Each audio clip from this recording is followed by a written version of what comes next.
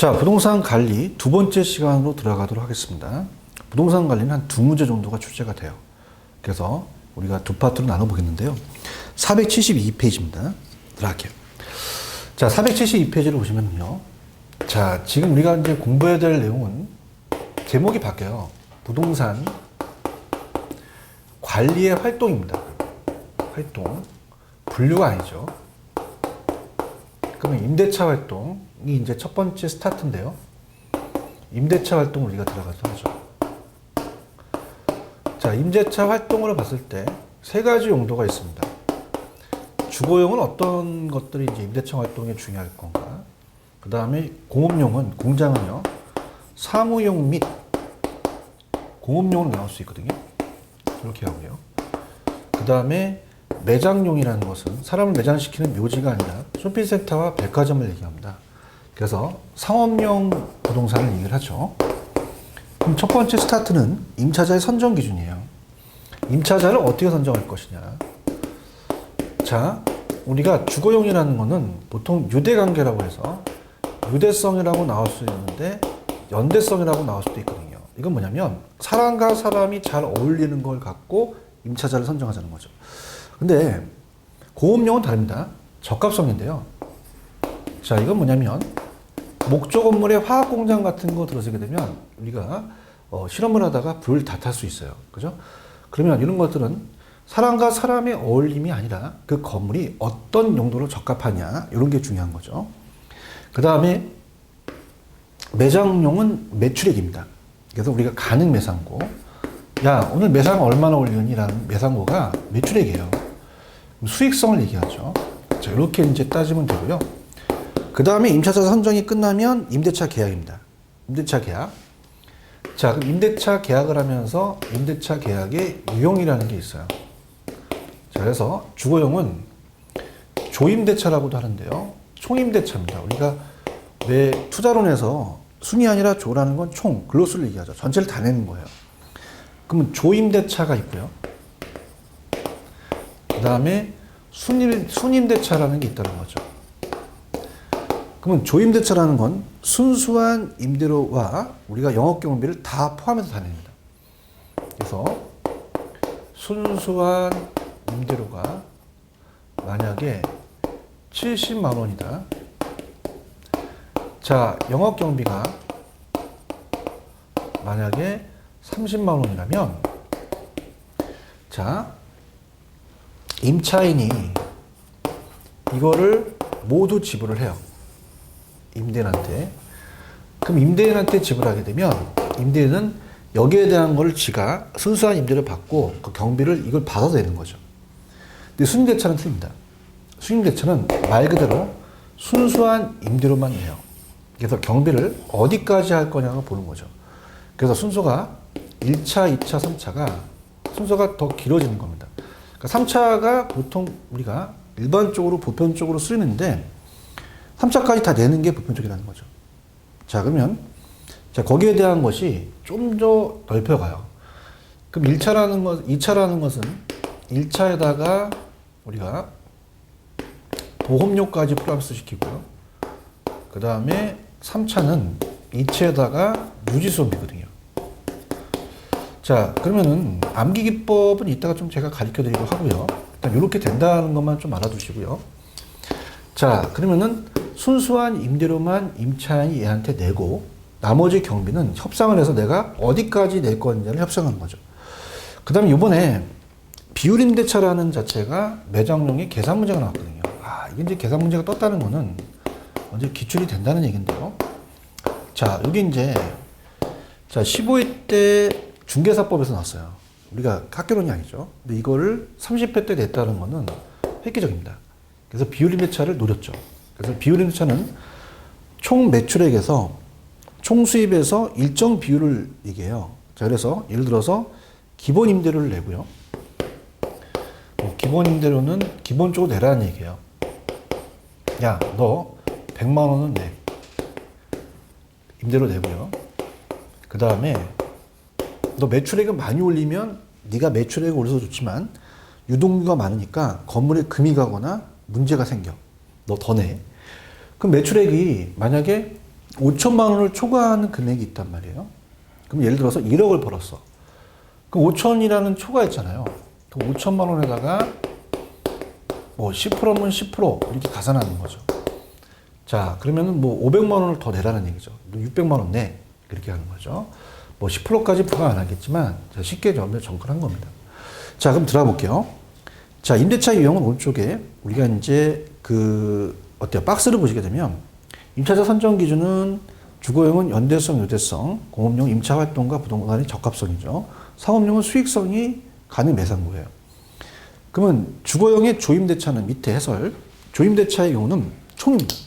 그래서 임차는 조임대료를 임대료한테 다 지불하는 거예요. 임대 부동산에 운영되는 세금은 부동산 세금, 보험료 등까지 다 포함되는 거죠. 보통 우리가 주거용이 그렇죠. 조임대차다. 이렇게 보시면 됩니다. 그 다음에 순임대차는, 임차는 순수한 임대료만 내요. 임대인에게 지불하고 그 외 영업경비는 임대인과 임차인이 사전 협상을 하죠. 공업용 부동산이 많이 사용된다는 겁니다. 그럼 순수한 임대료다가 편익시설 비용, 부동산 세금, 기타 특별부가금까지 들어가는데요. 자, 여기다가 이제 보험료를 플러스 시키면은 2차가 되고 3차는 유지손비가 되는 거죠. 3차가 보편적입니다. 자, 비율임대차는 지금 제가 얘기를 했죠. 자, 매출액의 비율이에요. 기본 임대를 내고 임차에는 총수익의 일정 비율. 그러니까 예를 들어서 전체 1억이 총수입이라면 거기 5천만 원을 초과하는 5천에다가 비율을 선정하겠다. 그래서 10%를 부과한다면 500만 원을 더 내라라는 거죠. 매장용 부동산에 적용된다. 자, 이렇게 봅니다. 자, 그러면 약간 좀 편법으로 재밌게 간다면 주거용에 지읒 들어갔잖아요. 그러니까 조에 지읒 들어가니까 이건 조임대차다. 자, 우리가 보통 공돌이 방사는 공순이라고 하잖아요. 공순이. 이렇게 재밌게. 이렇게 가지고. 그 다음에 이제 요거는 1차까지는 암기할 필요가 없죠. 그럼 우리가 1차, 2차는 여기다가 보험료. 얘가 유지선비니까. 얘가 3글자고 얘가 5글자라면 얘 짧고 길잖아요. 짧으면 2차, 길면 3차다. 이렇게 암기해도 우리가 된다는 거죠. 그 다음에 이제, 자, 임대료 수집은 뭐 그냥 참고하시고요. 자, 부동산 유지 활동이 나옵니다. 부동산 유지 활동. 활동을 얘기하죠. 두 번째. 부동산의 유지 활동입니다. 자, 3가지예요. 일상적, 그 다음에 예방적, 그 다음에 대응적이 나오거든요. 대응적.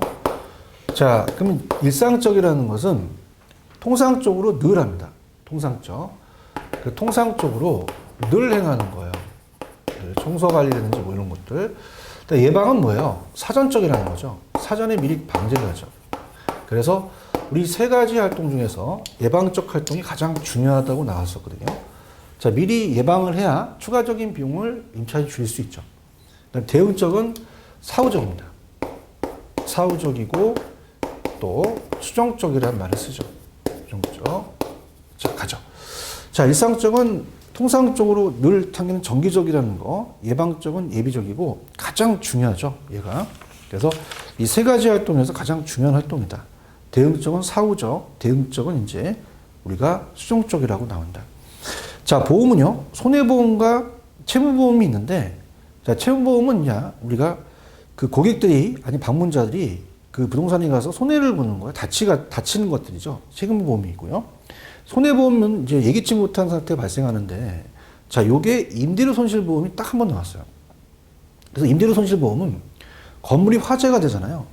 그럼 거기에 대한 임대료 손실에 대한 것을 보상해준다. 그냥 그렇게만 체크하시고요. 자, 건물의 관리가 중요합니다. 왜냐하면 제가 여기서 강하게 갈게 넘기시면 건물의 내용 연수가 이게 지금 감정평가와 연결이 되거든요. 그래서 건물에 대한 내용 연수가 중요하기 때문에 여기를 좀 중점적으로 가도록 할게요. 자, 그렇다면은, 자, 들어갑니다. 자, 부동산 관리 활동 다시 한번 정리하는 시간을 갖도록 합니다. 자, 주거용은 사람과 사람의 어울림이죠. 유대관계예요. 연대성. 자, 공업용은 그 용도와 적합에 대한 적합성이고요. 매장용, 상업용은 매출액이죠. 그 다음에 주거용은 지읒 들어가니까 총임대차. 순수한 임대료와 임영업비를 다 임차인이 지불하고 임대인이 그 부담을 하는 거고요. 자, 순임대차는 자, 순수한 임대료만 내요. 그다음에 1차, 2차, 3차를 협상해서 임차인이 지불하는 거죠. 3차가 보통 보편적이다. 그래서 점점 길어지니까 얘가 짧고 얘가 기니까 여기가 3차다. 이렇게 보시고요. 자, 그다음 비율 임대차는 매출액의 비율이에요. 그래서 기본 임대료가 있으면 100만 원을 내라. 그다음에 총 수입의 일정 비율을 가합니다. 그럼 비율이라는 게 나오니까 비율 임대차를 찍으셔야 되고, 자, 기본 임대료에다가 총 수익이 만약에 1억이면 1억에서 5천을 초과하는 금액 5천에다가 10%를 적용한다. 5%를 적용한다. 이렇게 본다는 거죠. 자, 그 다음에 유지 활동입니다. 세 가지가 있습니다. 우리가 일상적으로는 정기적으로 늘 하는 거고요. 그 다음에 예방적과 대응적인데, 자, 예방적이 가장 중요하다고 나왔거든요. 사전에 예방하는 게 임차인의 비용을 줄인다. 대응적은 사후적이다, 수정적이라고 합니다.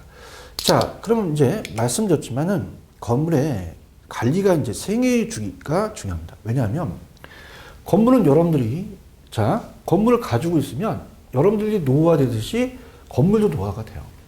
그렇다 보면 관리가 되게 중요하거든요. 그럼 관리를 봤을 때 우리가 어떤 지금 상황이 무슨 신축 단계냐 아니면 개발 전 단계냐 이걸 가지고 판단한다는 거죠.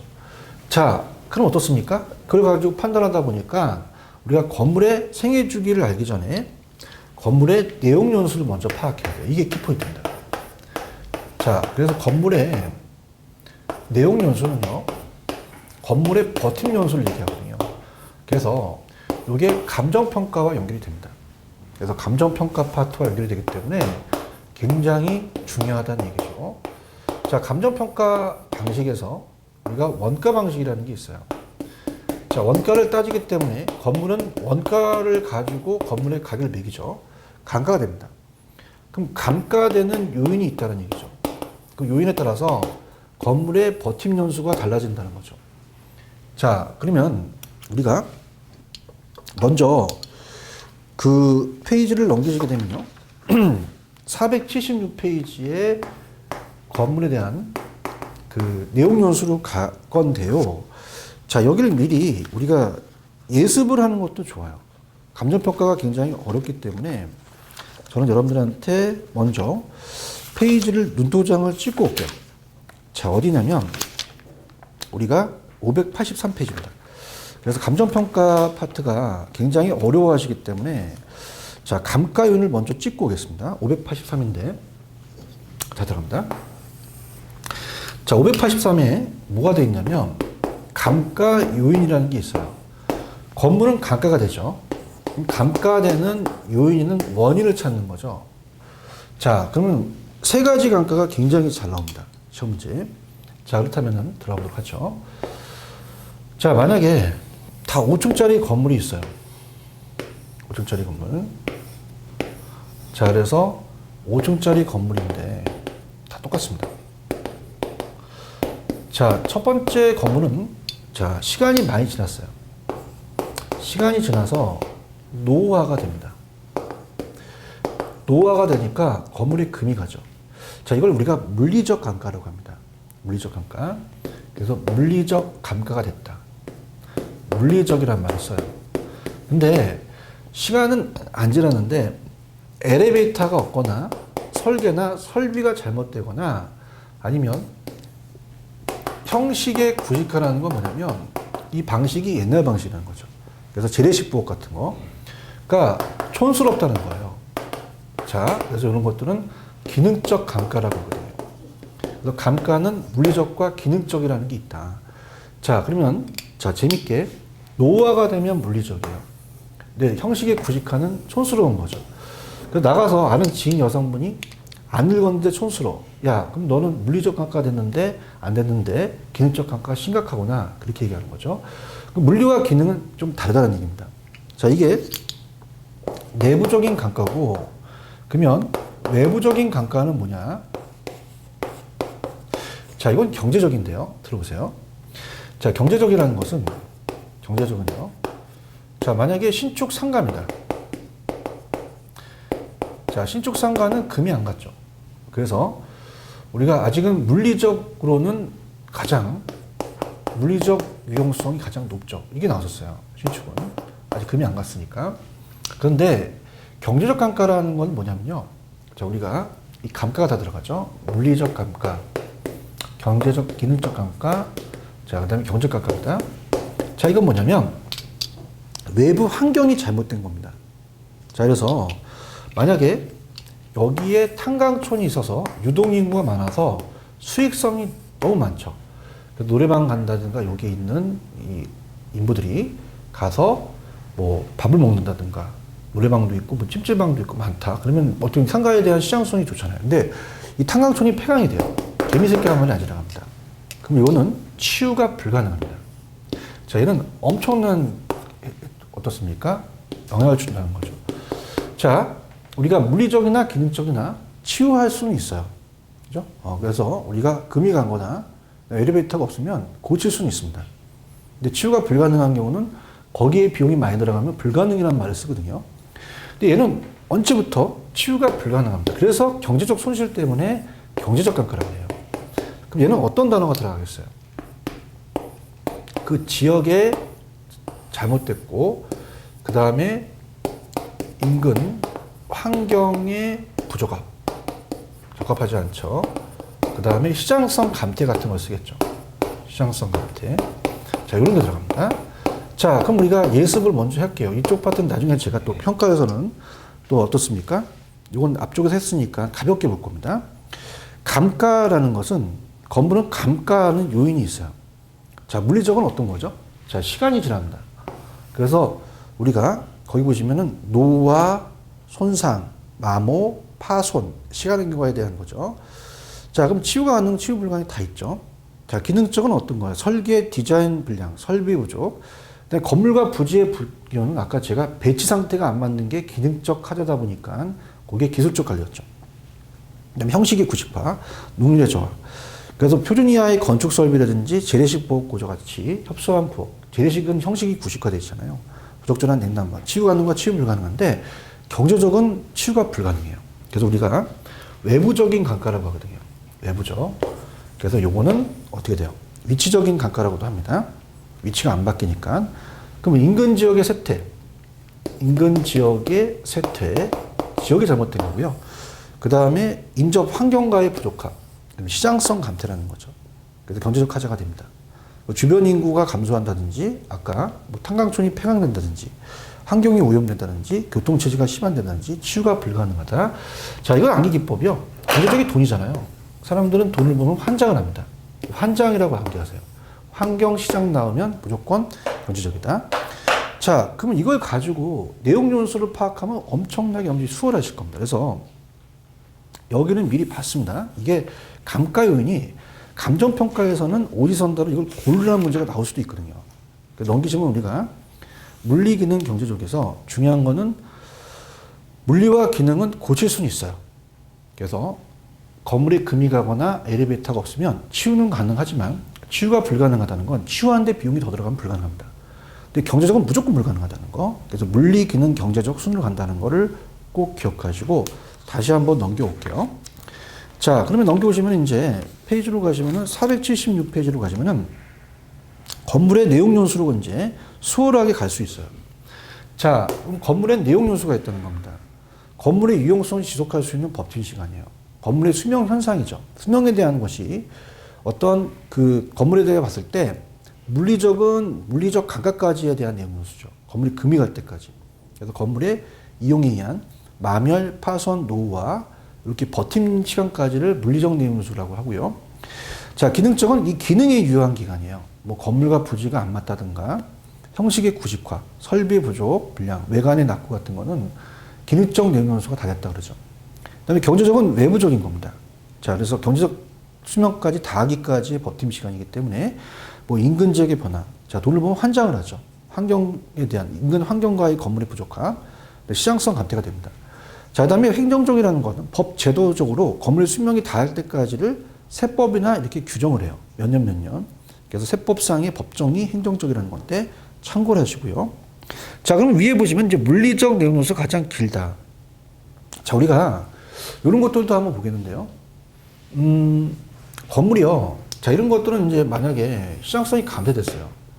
그럼 이거는 여기다 그냥 어떻습니까? 다 철거하고 그냥 여기다가 농사를 짓거나 다른 걸 해야 돼.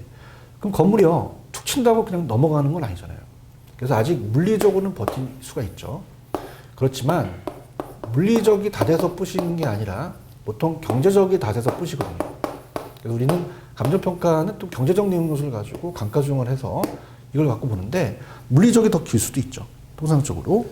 자, 그럼 본격적으로 전 페이지로 가시면요. 건물의 생애 주기로 한번 가보도록 하겠습니다. 자, 그러면 여기에 내용 요소라는 게 뜨거든요. 자, 그럼 건물의 라이프 사이클, 건물의 생애 주기는 어떻게 될 것이냐. 자주 출제되지는 않지만 가끔 가다가 나와요. 그래서 전신 안노폐라고 합니다. 앞자만 타서. 그래서 전신 안노폐, 전신 안노폐. 자, 전개발 단계는 개발 전 단계예요. 그럼 아직 안 졌어요. 그러면 개발 전 단계다 보니까 아직 용지 상태 단계입니다. 땅의 단계죠. 용지 상태.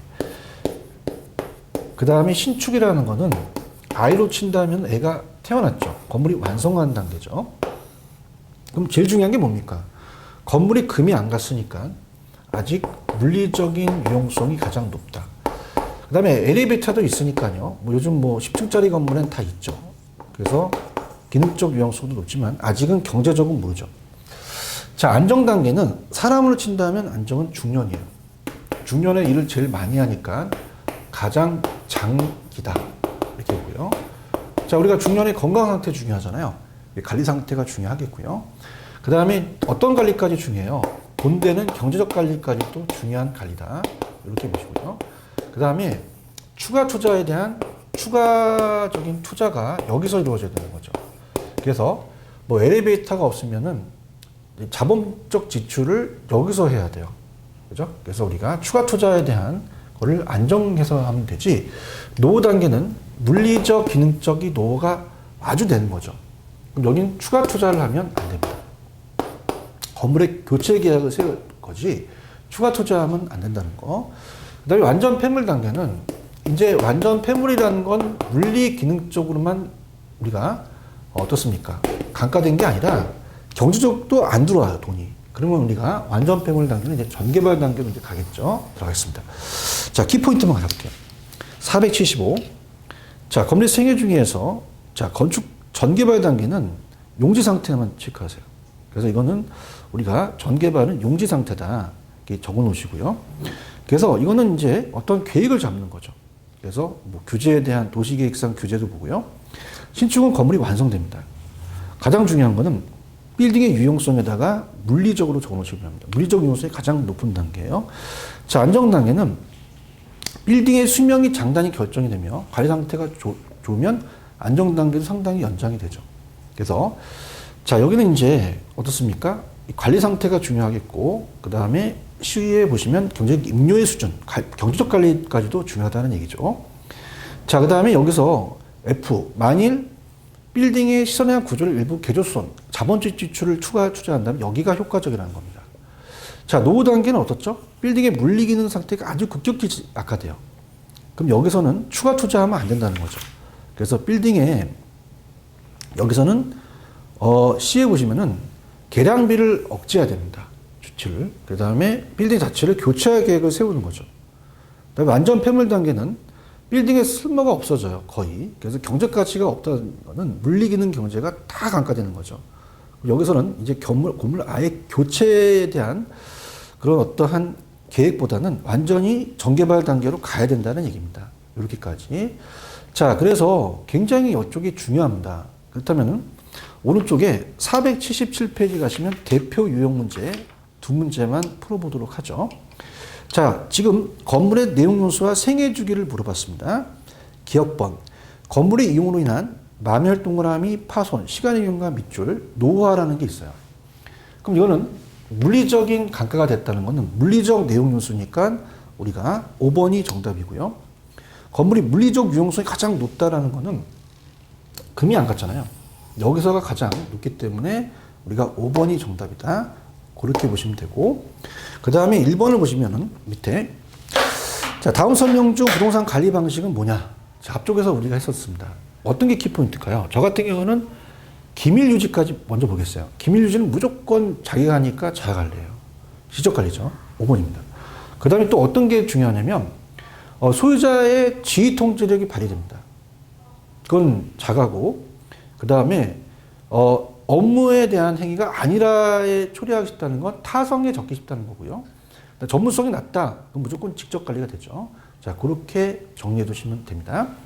자, 그러면 이번 과정에서 얘기했던 걸 다시 한번 정리하는 시간을 갖도록 하겠습니다. 제가 472페이지서부터 갔죠. 그래서 오른쪽 박스로 한번 정리를 해보죠. 자, 임대차에 대한 부동산 관리 활동은 주거용은 연대성이나 유대성, 사람과 사람 간의 어울 관계입니다. 그 다음에 공업용은 적합성이죠. 자, 이건 사람과 사람이 아니라 그 부동산의 그 건물의 용도에 맞게끔 가자는 거고요. 자, 상업용은 매장용 부동산은 가능 매상고예요. 자, 주거용 같은 경우는 지읒 들어갔으니까 조임대차다. 총임대차입니다. 그럼 순수한 임대료와 운영 경비를 다 임차인이 임대인한테 주면 임대인이 다 부담하고요. 자, 공업용은 자, 우리가 순임대차죠. 순수한 임대료만 내고 영업 경비는 1차, 2차, 3차인데 범위가 넓혀지고 3차가 보편적이다. 자, 비율임대차가 30회 때 기출문제가 나왔어요. 그래서 기본 임대료에다가 추가 임대료다. 근데 정의가 나옵니다. 자, 비율임대차는 임차인이 총 수입의 일정 비율. 자, 순수익이 아닙니다. 예를 들어서 기본 임대료는 100만 원을 냈고요. 플러스 총 수입이 1억인데 5천을 초과하는 금액이에요. 그럼 5천에다가 뭐 5%를 더한다. 이렇게 해서 비율로 지불하는 매장용 부동산이다. 자, 유지활동은 가장 중요한 것은 예방적이라고 적혀져 있죠. 일상적은 통상적이고 예방하는 사전적이 가장 중요한 유지활동이다. 대응적은 사후적이에요. 수정적이라고 나온 적도 있었고요. 손해보험은 예기치 못하는 화재나 홍수 같은 걸로 인해서 임대료 손실보험이 들어가고요. 채무는 우리가 손해보험이거든요. 그래서 이거는 이제 채무는 손해에 대한 책임이죠. 그래서 책임에 대한 임차인이 방문해서 다졌다면 책임을 걷고요. 그다음에 건물의 생애주기, 자, 다시 들어가도록 하겠습니다. 자, 여기 583페이지 감가와 연결시키는 게 좋아요. 그래서 원가 방식에서 감가하는 요인들이 있습니다. 그래서 물리적은 건물의 금이 가서 노후와 시간의 경과에서 마모, 파손, 노후와 손상됐다면 물리적 감가가 다 돼서 물리적 내면수가 다 된 거고요. 기능적은 다릅니다. 자, 시간이 많이 안 지났지만 설계, 설비, 디자인의 낙후, 형식의 구식화 이런 것들은 기능적 감가가 다 돼서 기능적 내면수가 됐다 그러고요. 그다음에 이건 내부 감가지만 외부에 대한 게 경제적 손실이죠. 그래서 이거는 우리가 내부적인 감가가 아니라 외부적인 그 지역이 쇠퇴됐다거나 아니면 인근 환경이 부족합, 시장성 감퇴, 치유가 불가능합니다. 자, 그래서 자, 어떻습니까? 이 건물에 대해서 만약에 아까 신축 상가는 건물이 금이 안 갔기 때문에 물리적 유용성이 가장 높다라는 거 나왔었잖아요. 그러면서 우리가 탄광촌이 폐광되다 보니까 우리가 어때요? 외부적인 게 다 됐죠. 이것도 인근 지역 쇠퇴, 인근 환경이 부족합, 시장성이 감퇴는 물리적 감가가 됐다 그러고 그 내용 연수가 자, 우리가 경제적 감가가 됐다 그러고 경제적 연수가 다 됐다는 거죠. 근데 건물의 생애 주기가 있습니다. 그럼 전신안높이에서 전개발 단계는 아직 개발되지 않았으니까 용지 상태라는 걸 물어볼 수 있고요. 신축은 아이가 태어나서 건물이 완성된 거죠. 근데 물리적 유용성이 가장 높다라는 게 나왔다는 거. 안정은 가장 장기로 이루어져요. 그래서 관리 상태가 중요하고, 자, 물리적 기능적인 관리보다도 경제적 관리가 더 중점적으로 가겠죠. 그래서 관리 상태가 양호한 경우 연장할 수 있다. 특히 자본적 지출이나 추가 투자에 대한 것은 여기서 하는 게 낫다. 자, 노후 단계에서는 물리 기능적 감가가 더 되니까 여기서는 추가 투자하면 안 된다는 거. 건물의 교체 계획을 세우고 완전 폐물 단계는 이제 경제적인 감가까지 나타났으니 우리가 아예 전개발 단계로 가는 단계다. 이렇게 정리해 두시기 바랍니다. 그래서 제가 생각할 때는 자, 31회 때는 임대차 계약에 대한 임대차 활동도 물어볼 가능성이 높다고 봅니다. 그 다음에 비율임대차가 계산 문제가 안 나왔다가 나왔다는 거는 이제 우리 문제에 배정이 된다는 얘기예요. 그래서 15회 때 중개사법에 나왔었는데 이게 이번에 나왔다는 건 다시 한번 제가 기출문제에 다시 한번 정리를 해드리도록 하겠고요. 특히 이제 유지활동은 이제 일상적, 예방적, 대응적에서 예방적이 가장 중요하다는 거. 그 다음에 건물의 생애 주기를 봤을 때는 자, 전신안높이에 대한 것도 중요하지만 감가윤이라는 걸 미리 봤습니다. 그래서 물리적은 노후화가 되고 기능적은 설계 설비, 그래서 형식의 구식화, 그다음에 치유할 수 없는 경제적 감가까지 염두에 보신다면 아마 다음에 이제 마케팅을 다음에 감정평가를 또 갈 거예요. 그래도 마케팅 다음에 이제 감정평가가 어렵기 때문에 감정평가에 가서 감가윤을 조금 여기 수월하게 배울 수 있습니다. 자, 이렇게 해서 우리가 2시간을 가지고 부동산 관리를 알아봤습니다. 그래서 관리 파트는 한 2문제 정도가 출제가 되기 때문에 여기 꼭 정리하시기 바랍니다. 자, 지금까지 부동산 관리 오늘 마치도록 하겠습니다. 자, 여러분들 수고하셨습니다. 감사합니다.